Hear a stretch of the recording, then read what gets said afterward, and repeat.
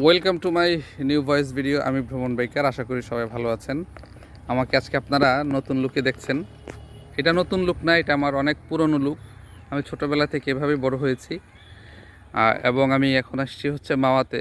এখানে হচ্ছে আমার মায়ের কবর। এই কবরস্থানে হচ্ছে আমার মায়ের কবর। আম্মা মারা গিয়েছে কোরবানির পরের দিন শুক্রবার।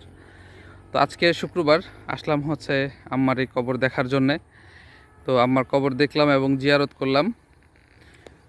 তো আপনাদেরকে একটু চারপাশটা শেয়ার।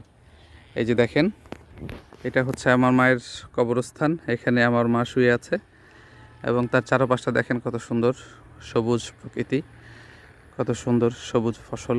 খুবই ভালো লাগে যখন এখানে আসি। এখন একটু রোদ, যখন ছায়া হয় তখন খুবই ভালো লাগে।